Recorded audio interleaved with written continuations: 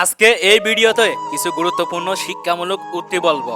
শিক্ষামূলক বাণী নাম্বার 1, তুমি আমাকে শিক্ষিত মা দাও, আমি তোমাকে শিক্ষিত জাতি দেব। নাম্বার 2, টিয়া পাখির মতো মুখস্থ করে বড় বড় সার্টিফিকেট অর্জন করে বড় বড় চাকরি পাওয়াকে শিক্ষা বলে না। শিক্ষা হচ্ছে যেটা যা একজন মানুষের ভিতরে কুশিক্ষাকে দূর করে সমাজের পরিবর্তনে এগিয়ে আসার উৎসাহ যোগায়। নাম্বার 3, এমনভাবে বাঁচো যেন কাল তুমি মরবে, এমনভাবে শিখো যেন তুমি সর্বদাই বাঁচবে। নাম্বার 4, যারা কাপুরুষ তারাই ভাগ্যের দিকে চেয়ে থাকে, পুরুষ চাই নিজের শক্তির দিকে। তোমার বাহা তোমার মাথা তোমাকে টেনে তুলবে, তোমার কপাল নয়।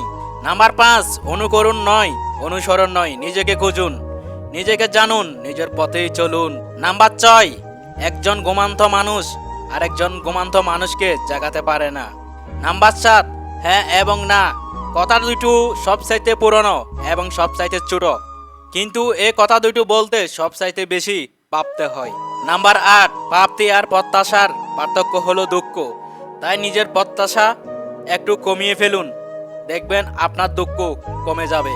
নাম্বার 9, জ্ঞানীর হাত ধরা যায় কিন্তু বোকার মুখ ধরা যায় না।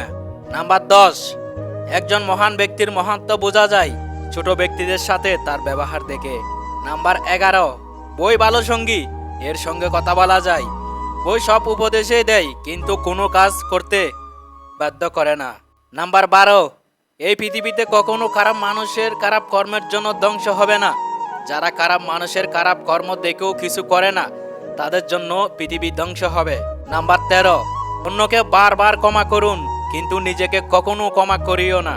নাম্বার 14, কখনো ব্যঙ্গে পড়ো না, পৃথিবীর যা কিছু হারিয়ে যায় অন্য কোনো রূপে সেটি ঠিকই আবার ফিরে আসবে জীবনে। নাম্বার 15, বাবা মা আমাদের প্রথম শিক্ষক, কিন্তু আসল শিক্ষক হলেন প্রাতিষ্ঠানিক শিক্ষক যারা আমাদের প্রকৃত শিক্ষায় শিক্ষিত করে তোলেন। নাম্বার 16, জীবন চলার পথে বাধা আসতেই পারে, তাই বলে থেমে যাওয়ার কোনো অবকাশ নেই। যেখানে বাধা আসবে সেখান থেকেই আবার শুরু করতে হবে। নাম্বার 17, স্বপ্ন সেটা নয় যেটা মানুষ ঘুমিয়ে ঘুমিয়ে দেখে, স্বপ্ন সেটাই যেটা পুরানোর প্রত্যাশায় মানুষকে ঘুমাতে দেয় না। নাম্বার 18, যতদিন লেখাপড়ার প্রতি আকর্ষণ থাকে ততদিন মানুষ জ্ঞানী থাকে, আর যখনই তার ধারণা জন্ম যে সে জ্ঞানী হয়ে গেছে তখনই মূর্খতা তাকে ঘিরে ধরে। নাম্বার 19, আপনি যদি গরিব হয়ে জন্ম নেন তাহলে সেটা আপনার দোষ নয়, কিন্তু যদি গরিব থেকেই মারা যান তবে সেটা আপনার দোষ। নাম্বার 20, মন অনেক কিছু চাইবে কিন্তু তা বিবেক দিয়ে বিচার করবে, তাহলেই তুমি বুঝতে পারবে কোনটা তোমার করা উচিত আর কোনটা করা উচিত নয়।